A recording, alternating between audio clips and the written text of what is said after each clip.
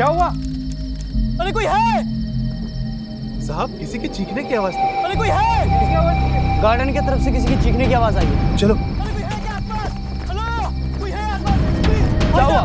क्या हुआ? देखिए ना भाई क्या हुआ? तुम चिंता मत करो, मैं हम तो यहाँ पार्क में घूमने आए थे। अचानक दो आदमी सामने से आए, रिव्यू कहा कि गहने उतारो।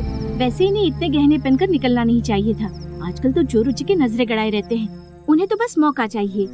घूमने की जगहों पर लोग अपनी रफ्तार भरी जिंदगी से चंद लम्हे निकालकर फुर्सत के कुछ पल बिताने आते हैं, लेकिन वहाँ कई एंटी सोशल एलिमेंट्स ऐसे लोगों को अपना शिकार बनाने की ताक में बैठे रहते हैं। खतरा तब और बढ़ जाता है जब टूरिस्ट नया शादीशुदा जोड़ा हो और अपना हनीमून मनाने आया हो। ऐसा ही एक जोड़ा था स्वप्निल और पद्मिनी का, जिनकी शादी को अभी बस 1 ही महीना हुआ था और वो अपना हनीमून मनाने आए थे। हनीमून किसी भी जोड़े की जिंदगी के सबसे हसीन सपने जैसी याद होती है और इसीलिए वो इन लम्हों के लिए बेहद खूबसूरत जगह चुनते हैं। स्वप्निल और पद्मिनी भी यही सोचकर अपने शहर कानपुर के पास के ही एक रिसोर्ट में आए थे, लेकिन यहाँ कोई सपना नहीं बल्कि एक हादसा उनका इंतजार कर रहा था। अच्छी जगह है ना? तो हम लोग कब से चले ही जा रहे हैं। Are you sure ना यही रास्ता है? बताया तो यही रास्ता था। कोई साइन बोर्ड भी दिखाई नहीं दे रहा जो हमें रिसोर्ट की तरफ लेके जाए। मुझे तो ऐसे लग रहा है कोई जंगल में आ गए हम लोग। देखते आगे चल के अगर कोई दिखा तो पूछ लेंगे रिसोर्ट का रास्ता। हाँ। अरे वो देखो एक गाड़ी, वहाँ से पूछे। अरे भाई साहब, एनएस रिसोर्ट का रास्ता कहाँ पे है? यहाँ से सीधा जाओ, 2-3 किलोमीटर आगे लेफ्ट में मिलेगा। Okay, thank you. Thank God सही रास्ते पे है।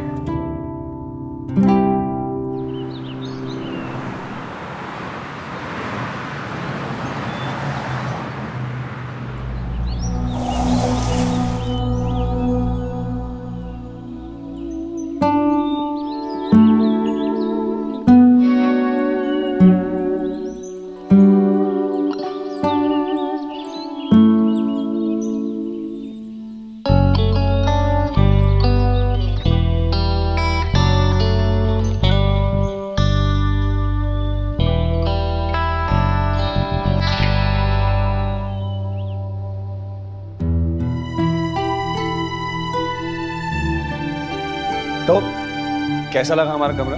बहुत अच्छा है। तो फिर कुछ अच्छी अच्छी बातें भी हो जाए।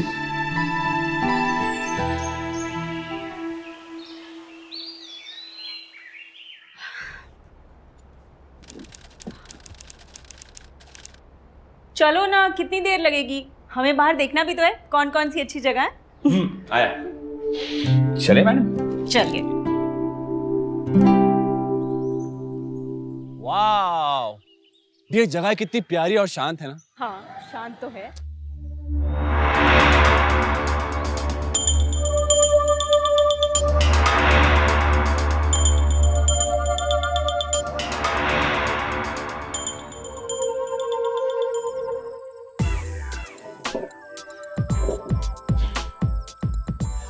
Thank you so much. अच्छा ये बताइए मैडम कि आप क्या खाएंगी? कुछ भी। कुछ भी? ओह माय गॉड, कुछ भी छोड़ के तो बाकी सब कुछ है इस मेनू कार्ड में। रियली? यस, और बाकी सब कुछ में भी आपका फेवरेट चाइनीज और पंजाबी है। देखो।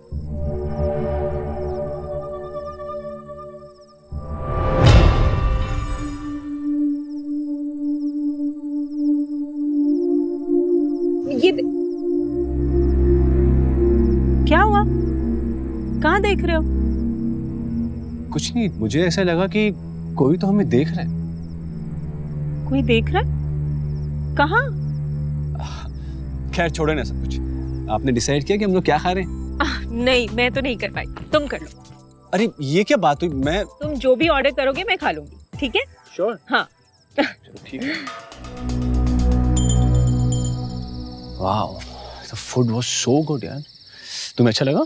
हाँ, नाइस इट इज। मुझे एक्सपेक्टेड नहीं था कि चाइनीज इतना अच्छा होगा यार। पर थक गए, चलते। अरे यहाँ बैठे? Yes, why not? चलो।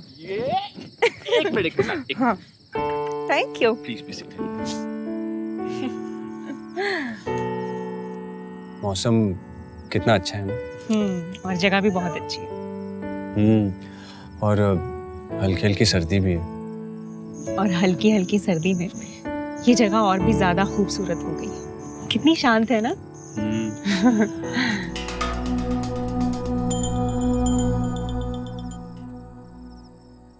Dear, thank you so much.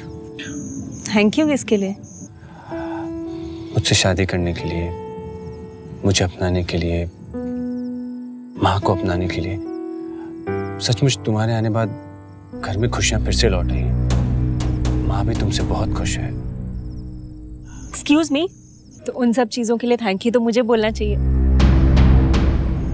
तुमने और माँ ने मुझे कितना प्यार दिया, कितना सम्मान दिया। मैं आगे पढ़ना चाहती थी, मुझे आगे पढ़ने दिया। अब मैं अपना सपना पूरा कर सकती हूँ। इन सब के लिए थैंक यू सो मच।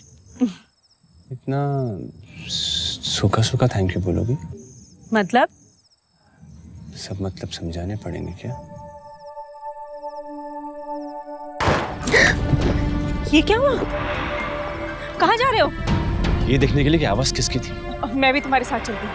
तुम यहीं पे रुको, मैं भी आता हूँ। नहीं, मैं तुम्हारे साथ चलूंगी। समझ। चलो।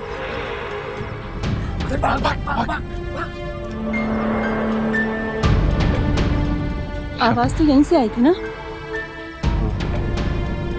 क्या हुआ साहब? अचानक कोई आवाज तो सुनाई दी। ऐसे जान पड़ा कि कोई धमाका सा हुआ है।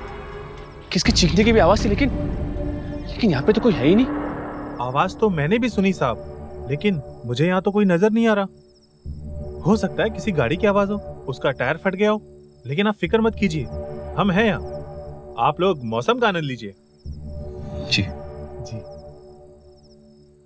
चलें?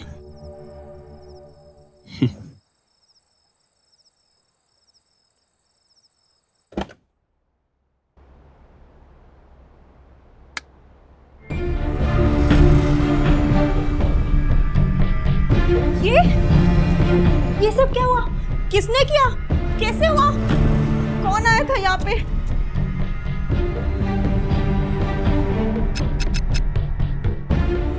मैनेजर, देखिए मैनेजर, हमने आपके इस रिसोर्ट के बारे में बहुत अच्छा सुना था। हमें नहीं पता था कि यहाँ पे ऐसा सब कुछ होता है। सर, चोरी की शिकायतें तो काफ़ी आई है, लेकिन हमने आसपास की सिक्योरिटी बढ़ा दी रिसोर्ट की। आगे से आपको शिकायत का बिल्कुल मौका नहीं देंगे। देखते हैं। I mean it sir. Good night.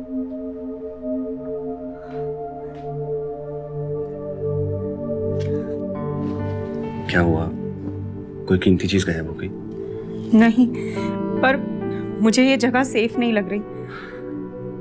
अरे मैनेजर ने कहा ना कि वो सिक्योरिटी बढ़ा देगा। हम सर, सुबह सुबह मैं अपने वाइफ के साथ वॉक पर गया था। हम लोग थोड़ी दूर ही गए थे कि अचानक से दो लोग सामने आ गए। झट से चाकू निकाला, मुझसे मेरा पर्स और मेरी वाइफ से उसके गहने मांगने लगे। फिर क्या हुआ? फिर क्या हुआ सर, जान से बढ़कर थोड़ी ना कोई सब है। इन्होंने अपना पर्स और मैंने अपने गहने उतार के दे दिए। उसके बाद वो लोग वहाँ से भाग गए। आप उन दोनों को पहचान सकते हैं? जी हाँ, मैं उन्हें पहचान सकता हूँ। देखिए, आप दोनों को पुलिस स्टेशन आना पड़ेगा। आप दोनों के बताए गए डिस्क्रिप्शन के मुताबिक हम उनका हुलिया तैयार करेंगे। सर, इस तरह की चौथी घटना है। हर बार हनीमून मनाने आए लोग ही इनका शिकार होते हैं। यहाँ लगातार घटती लूट की घटनाओं से इतना तो साफ था कि ये जगह थी ही खतरों भरी। हमारे आसपास की क्रिमिनल एक्टिविटीज से हम चाहे जितना डरें, पर न जाने क्यों हमें इस बात का पूरा यकीन होता है कि ऐसा कुछ हमारे साथ कभी नहीं हो सकता। स्वप्निल और पद्मिनी भी डरे हुए थे, पर उन्होंने भी ये कभी नहीं सोचा था कि ऐसा कुछ या इससे भी भयानक कुछ उनके साथ होने वाला है। पद्मिनी, एरिया इतना सेफ नहीं है और मुझे नहीं लगता कि तुम्हें इतने सारे गहने पहनने चाहिए थे। हमारी नई नई शादी हुई है और यही तो टाइम होता है सजने संवरने का। और वैसे भी ये जो गहने हैं ना, मुझे मेरी शादी में मिले।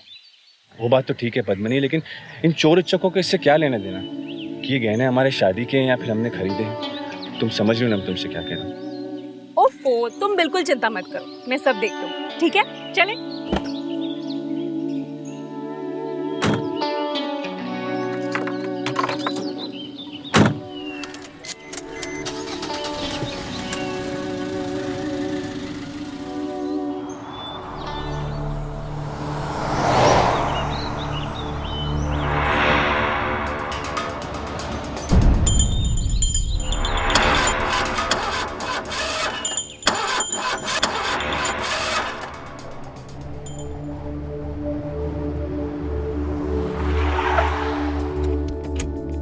अरे ये तो डेड एंड आ गया बिल्कुल, आगे तो रास्ता ही नहीं दिख रहा।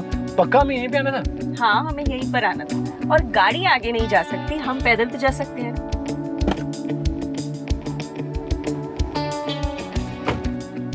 किस तरफ? उधर। इस तरफ? श्योर? या।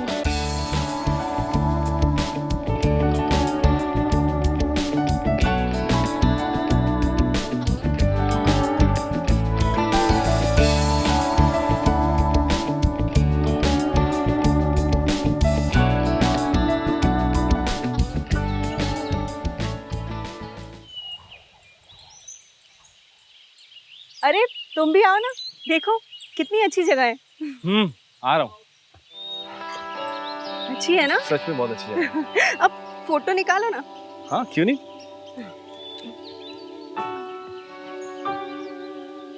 स्माइल।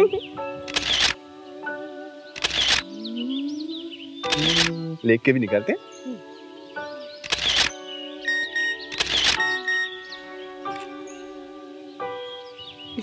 ए, किसका मैसेज है?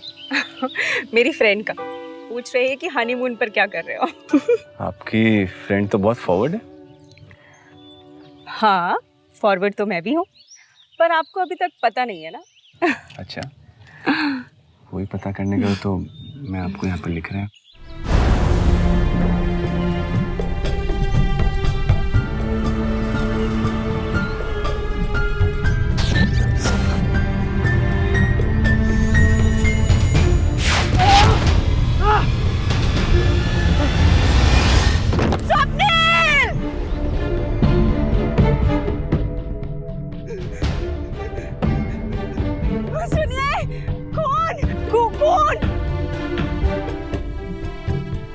Hello, police station. कुछ पता चला? सर ये केस डकैती का है। उसकी पत्नी का मंगलसूत्र और कान के बाले लिए हैं। कहाँ से आए लोग? कानपुर से, हनीमून मनाने के लिए। फिर रुको। देखिए मैडम, मैं आपकी कंडीशन समझ सकता हूँ, लेकिन माफी चाहूंगा, आपको हमारे साथ पुलिस स्टेशन चलना पड़ेगा।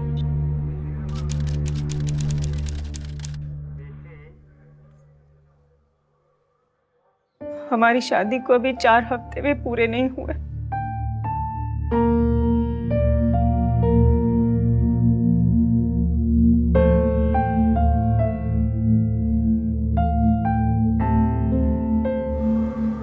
कुछ दिन पहले एक नई गाड़ी लेकर आई थी।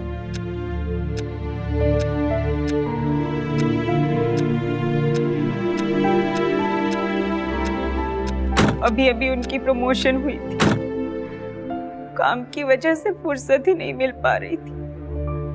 हम लोग कभी बाहर नहीं गए, तो माँ जी ने कहा कि नई गाड़ी है, 2 दिन के लिए घूम कर आ जाओ।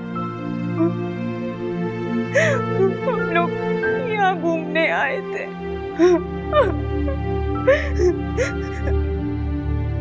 और यहाँ पर ये सब हो गया। आपने उनका चेहरा देखा था? सब कुछ इतनी जल्दी हो गया कि हमें कुछ याद ही नहीं। अगर हम स्केच बनाने वाले आर्टिस्ट को बुलाएं, तो क्या आप हमारी मदद कर पाएंगे उनका चेहरा बनाने में?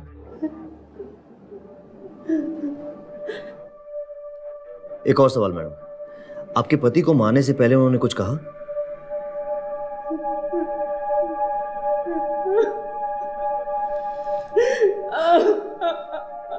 ठीक है मैडम, आप अभी सदमे में हैं, और कुछ भी आपको ठीक से याद आए तो हमें जरूर बताइएगा। अभी आपको घर छुड़वा देते हैं। लता, इन्हें घर तक छुड़वा दो।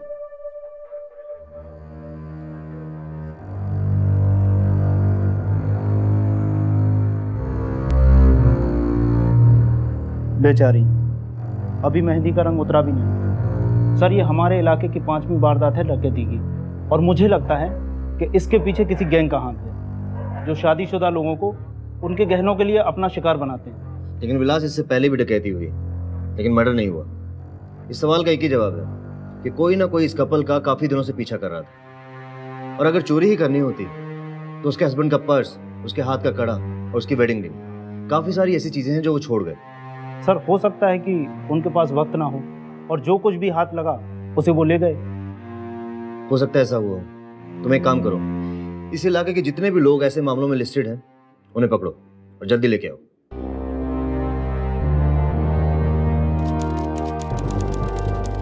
पद्मिनी कानपुर में अपने ससुराल पहुंची तो थी, पर अपने पति की मौत की खबर के साथ। स्वप्निल की बूढ़ी माँ राधा तो यकीन ही नहीं कर सकी, उनकी दुनिया उजड़ गई थी। बुढ़ापे में अकेली माँ के लिए अपने जवान बेटे को खोने से बुरा और क्या हो सकता है। बहू पद्मिनी ने भी अपने पति को खोया था, लेकिन उसने अपनी हिम्मत नहीं खोई थी। वो अपनी सास को एक बेटी की तरह संभालने की कोशिश कर रही थी। वो उन्हें ये समझाने की कोशिश कर रही थी कि स्वप्निल के हत्यारे जल्द ही पकड़े जाएंगे। दूसरी तरफ पुलिस ने स्वप्निल के केस को सुलझाने के लिए इलाके के सारे हिस्ट्री शीटर्स और 10 नंबरियों को धर पकड़ा।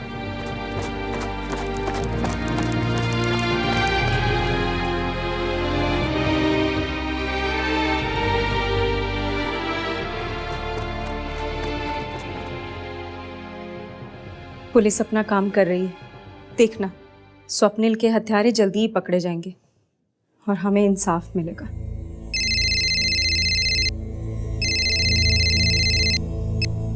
हेलो जी, हमने कुछ लोगों को पकड़ा है। पुलिस स्टेशन आकर आपको उनकी पहचान करनी पड़ेगी। जी।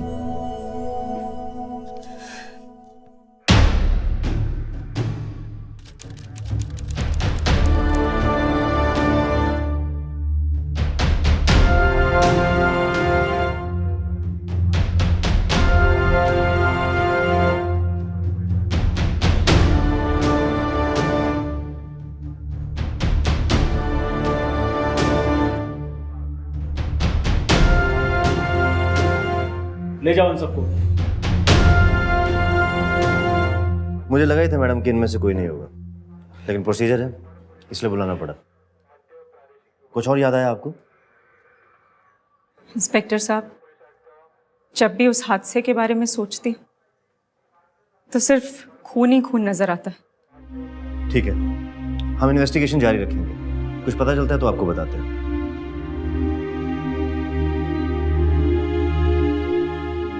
अब क्या करें सर? अखबार में नोटिस जारी करो, जो कोई भी इस केस के बारे में जानता है सामने आए।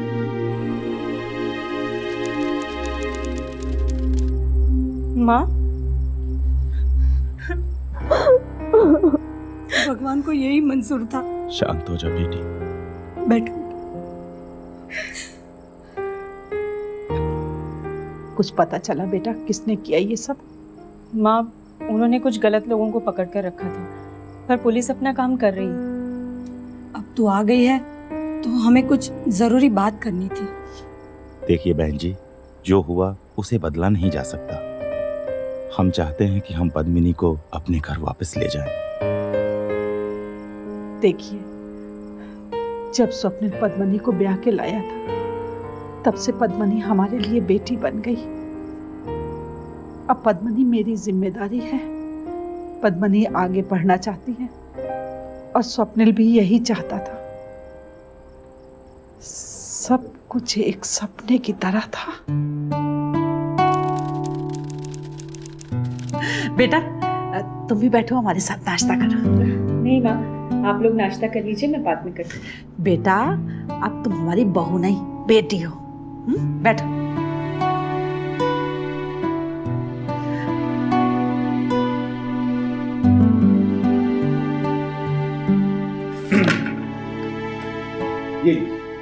ये क्या? आप शादी नहीं करना चाहती थी, आप अपनी अधूरी पढ़ाई पूरी करनी चाहती थी। एमए का सपना देखा था आपने, राइट? तो बस इस एनवेलप में आपके एमए का एडमिशन फॉर्म लीजिए। लेकिन लेकिन कुछ भी नहीं।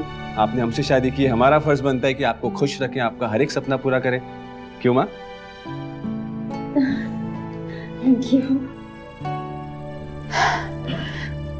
सब कुछ कैसे बिखर गया। देखिए, पद्मिनी की एमए की क्लासेस शुरू होने वाली हैं। अगर ये चाहे तो यहीं रह के पढ़ सकती है।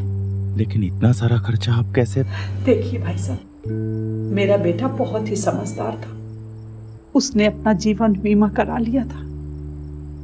वो भी पूरे 50 लाख का। और नॉमिनी मुझे बनाया था। शादी के बाद उसने पद्मनी को भी नॉमिनी बना लिया था। खर्चे की चिंता आप ना करें, एक बार बीमे की रकम मिल जाए तो हम माँ बेटी के लिए काफी होगी। देखिए, मेरी तो यही राय है, आगे पद्मनी की मर्जी।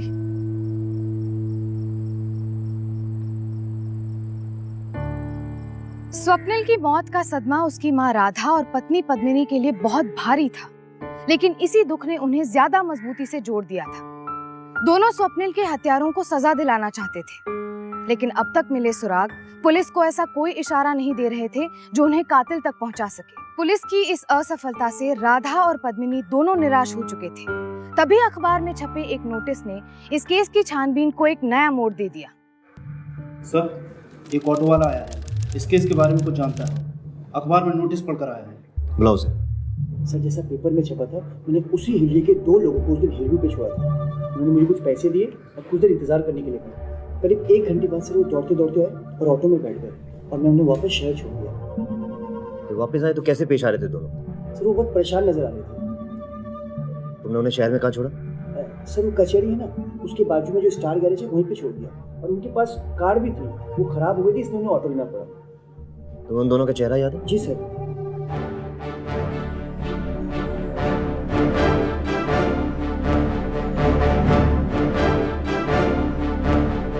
और से देखो।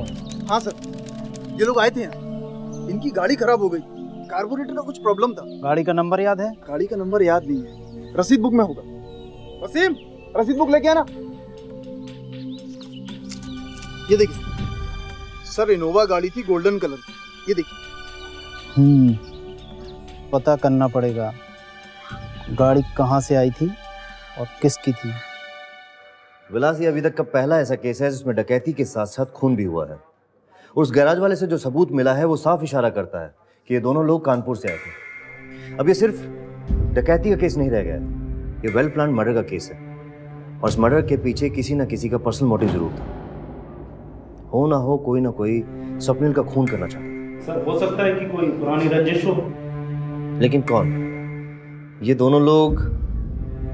विलास, ये स्केचेस राधा जी और पत्नी को दिखाते हैं, शायद वो दोनों इन दोनों को पहचानते हैं। अब तक तो पुलिस इसे लूट के दौरान हुई हत्या ही समझ रही थी, लेकिन इस नए खुलासे ने केस को ही पलट कर रख दिया। हत्यारे कानपुर से रिसोर्ट तक गए थे, यानी कि हमला और हत्या लूट के इरादे से नहीं हुए थे, बल्कि ये एक well planned cold blooded murder था। यानी किसी का मकसद था स्वप्निल और पद्मिनी की जान लेना। आखिर कौन हो सकता है वो? क्या उनका कोई पुराना दुश्मन? लेकिन उनकी शादी को तो अभी बस 1 ही महीना हुआ था, तो क्या कोई स्वप्निल को मारना चाहता था? अगर हाँ, तो क्यों? इन सारे सवालों के साथ पुलिस को इस केस की दिशा मिल गई थी। जरा गौर से देखिए मैडम, क्या ये वही दोनों लोग हैं जिन्होंने आप पे हमला किया था? इंस्पेक्टर साहब, मुझे कुछ ठीक से याद नहीं। देखिए मैडम, हमें ये तो पता चल गया है कि यही वो 2 लोग हैं जो आपका पीछा करते करते कानपुर से रिसोर्ट तक गए थे, और इन लोगों ने जिस गाड़ी का इस्तेमाल किया था, हमें उस गाड़ी का भी पता चल गया। कानपुर से ही किसी टैक्सी वाले से भाड़े पे ली थी इन्होंने ये वो गाड़ी।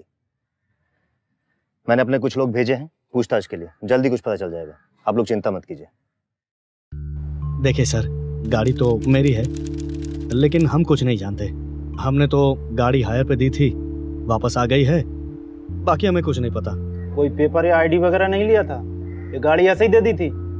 देखिए सर, हम तो हमारे कस्टमर के पास से आईडी प्रूफ और नगद पैसा ले लेते हैं। हमारी गाड़ी जब वापस आ जाती है तो हम हमारे पैसे काट के बाकी के पैसे और आईडी प्रूफ उनको वापस कर देते हैं। अब मुझे ये बताइए कि आपके बेटे की किसी से दुश्मनी थी क्या? नहीं, बहुत ही अच्छे स्वभाव का था, सबसे हंस के मिलता था, बहुत ही तमीज से पेश आता था। उसकी किसी से कोई दुश्मनी नहीं थी इंस्पेक्टर साहब। जी माँ, वो शादी की रात में एक आदमी था ना जो जोर जोर से चिल्ला रहा था, तमाशा कर रहा था। कौन आदमी? दरअसल वो उस रात को।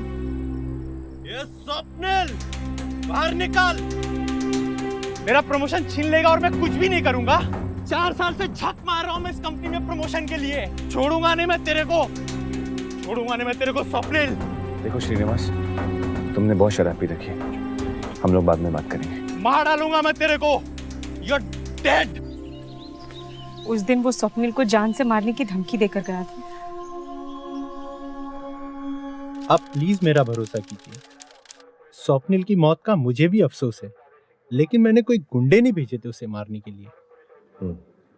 ठीक है, अभी तो तुम जा सकते हो, लेकिन छानबीन के दौरान अगर ये पता चला कि इस केस के पीछे तुम्हारा हाथ है, सोच लो। और हाँ, तुम शहर छोड़ के नहीं जा सकते। Thank you sir. भाभी जी, भाभी जी देखिए, मैंने आपके पति को नहीं मारा है, प्लीज मेरा यकीन कीजिए। इंस्पेक्टर साहब, आप उस श्रीनिवास को जाने कैसे दे सकते हो? श्रीनिवास के खिलाफ पुलिस के पास कोई सबूत नहीं था। हाँ, उसने धमकी जरूर दी थी, लेकिन धमकी देना वो पुख्ता सबूत नहीं था जिसके बिना पर उसे हिरासत में लिया जा सके। पुलिस के सामने अब ये सवाल था कि अगर श्रीनिवास इस हादसे के पीछे नहीं था, तो फिर वो कौन है जो स्वप्निल की हत्या कर सकता है? स्वप्निल की सीधी सादी जिंदगी में वो कौन था जो उसे जान से मार सकता है? पुलिस ने अपनी इन्वेस्टिगेशन को जारी रखा।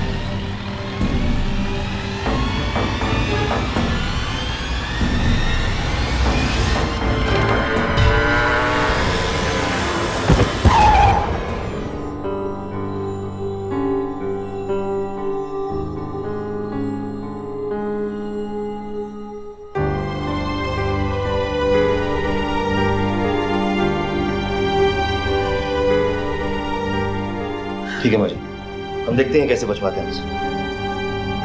सर, हमने आसपास के लोगों से पूछताछ की, लेकिन इन दोनों के बारे में कुछ भी पता नहीं चला। स्वप्निल को किसी ने क्यों मारा होगा, और उसके फैमिली को भी कोई परेशान कर रहा है। श्रीनिवास ही एक ऐसा आदमी है जिसके पास स्वप्निल को मारने की वजह थी उसका प्रमोशन। बुलाओ सर।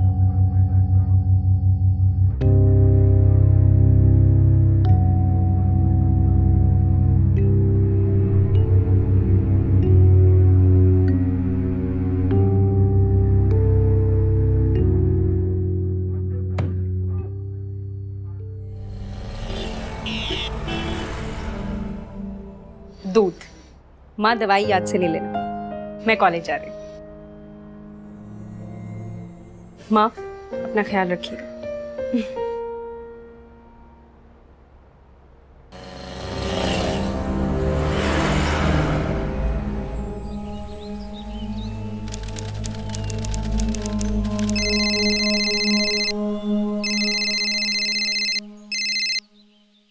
हेलो माँ, आज थोड़ी देर हो जाएगी, टैक्सी खराब हो गई थी तो मैं वॉक करके ही आ रही हूँ।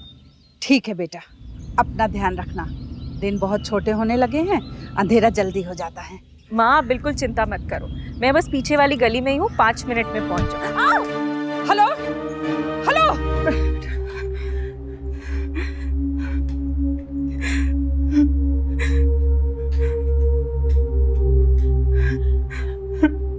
ले बेटा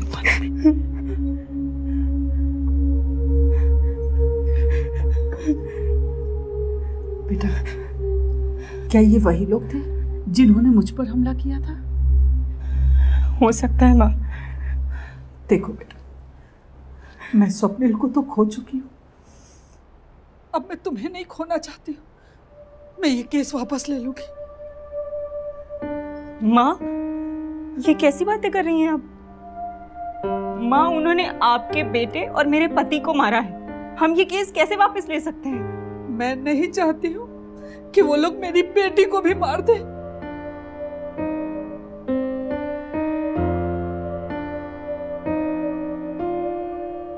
राधा और पद्मिनी पर हुए हमलों ने उन्हें बुरी तरह से डरा कर रख दिया था। राधा बेटे के बाद बहू को खोना नहीं चाहती थी, इसीलिए उन्होंने स्वप्निल के केस को आगे ना बढ़ाने का फैसला कर लिया था। इन हमलों से डरी राधा और पद्मिनी को अब ये लगने लगा था कि उन्हें स्वप्निल की मौत का इंसाफ नहीं मिल सकेगा। लेकिन काफी दिनों के इंतजार के बाद पुलिस के हाथ एक और सुराग लगा। सर जी, मेरे लड़के जब गाड़ी धो रहे थे, उनको ये मिला। शायद आपकी इससे कुछ मदद हो जाए। ये सिम कार्ड शायद उन्हीं के लोगों का हो सकता है।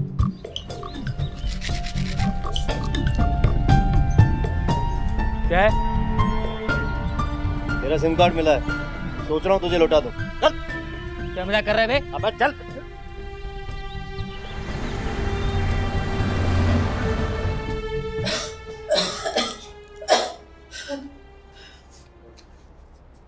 माँ, दवाई ले लीजिए। नहीं, मुझे नहीं खानी। अरे दवाई नहीं लेंगी तो ठीक कैसे होंगी? चलिए।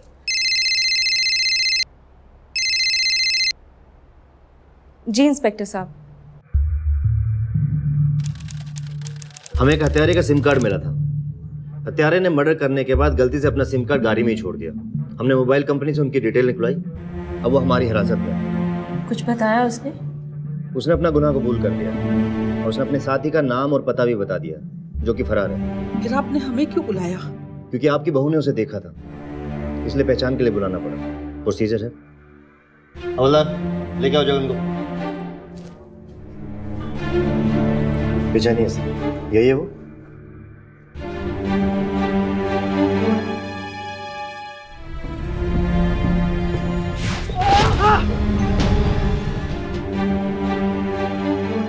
हाँ इंस्पेक्टर साहब, यही है वो।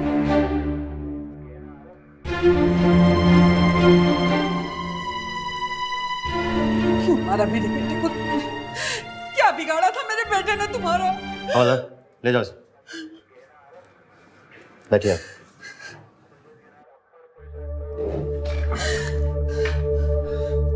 शांत हो जाइए माँ जी, ये जरूर बोलेगा, सब कुछ बताएगा ये। पर उसका साथी? वो भी मिल जाएगा। और इसने ये भी बताया कि उसके साथी को बार बार फोन पे कोई इंस्ट्रक्शंस दे रहा था। हमने सिम कार्ड की कॉल डिटेल्स भी मंगवा ली और श्रीनिवास को पकड़ने के लिए एक टीम भी भेज दी। अब सिर्फ 2 दिन में ये केस सोल्व हो जाएगा और आपके बेटे का कातिल आपके सामने होगा माता जी। बहुत बहुत धन्यवाद इंस्पेक्टर साहब। माँ, दवाई वक्त पर ले लेना, एक 12 बजे और एक 3 बजे, भूलना मत। हाँ हाँ ठीक है, तो जल्दी जाना, एग्जाम के लिए लेट हो जाएगी। ठीक है, थैंक यू माँ। और हाँ, आप यहाँ खड़े मत रहिए, आराम कीजिए।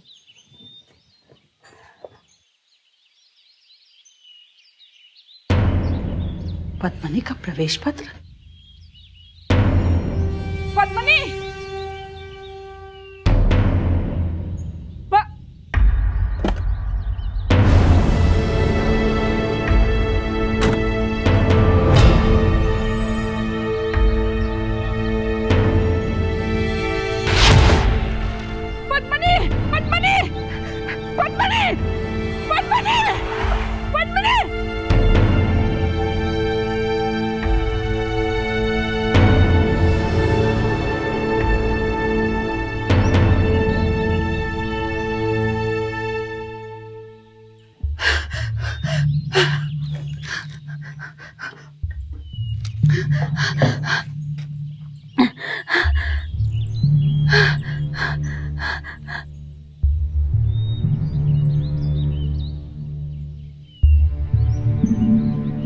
सर, कॉल रिकॉर्ड्स आ गए हैं, आप बिलीव नहीं करेंगे सर। एक मिनट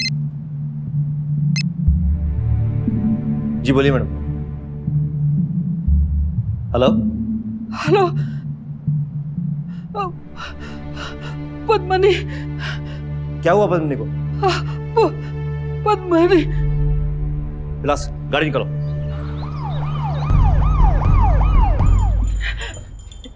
इंस्पेक्टर साहब, मेरी छोड़िए, पद्मनी की जान खतरे में है।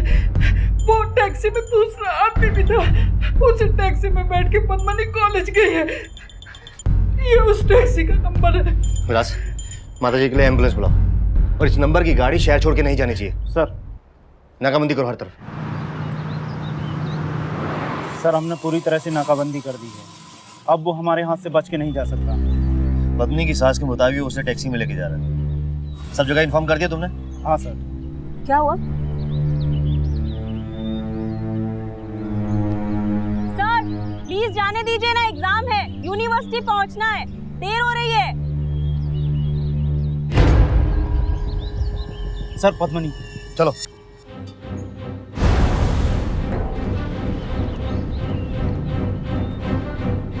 क्या हुआ?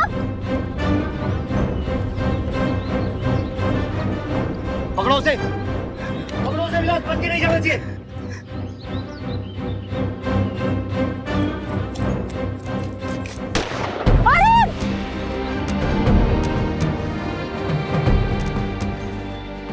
सिर्फ पाँव में गोली मारी है मैडम, मरा नहीं है आपका आशिक।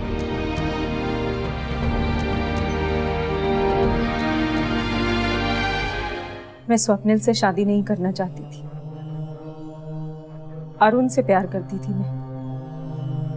पर मेरे माता पिता वो अरुण से मेरी शादी नहीं करवाना चाहते थे। उन्होंने मेरी शादी स्वप्निल से करवा दी। मैं अरुण से प्यार करती थी।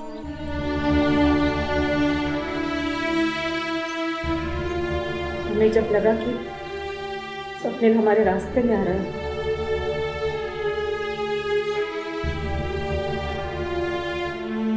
हमने उसे अपने रास्ते से हटाने का प्लान बनाया। मेरी बात ध्यान से सुनो।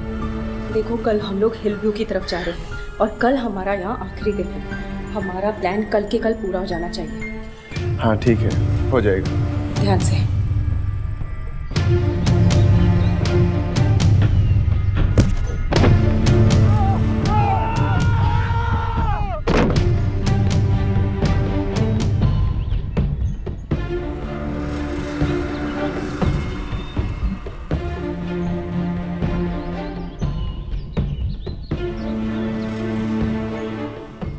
चल जगन, जल्दी निकल।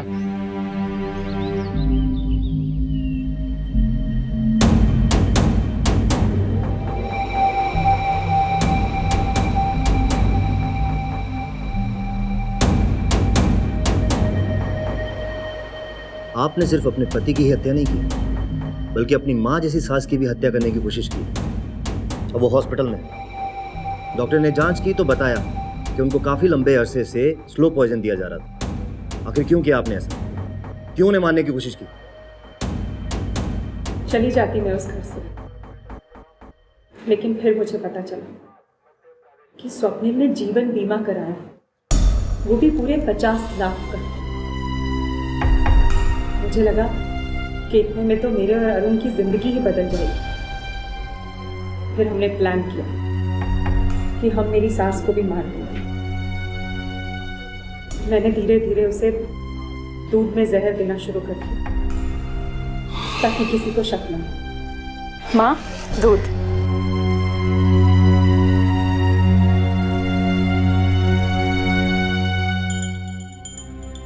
लेकिन वो जहर बहुत धीरे धीरे काम कर रहा था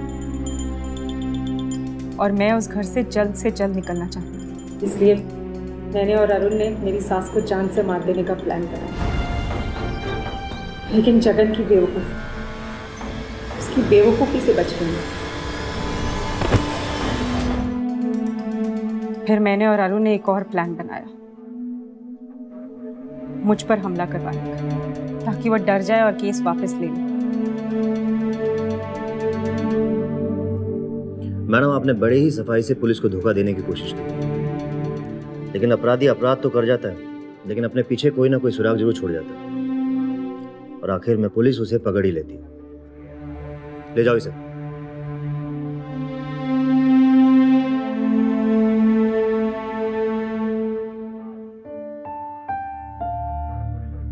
तुम्हें अगर किसी और से प्यार था तो तुम्हें हमें बताना चाहिए था। तुम्हारा एक सच मेरे बेटे की जान बचा सकता था।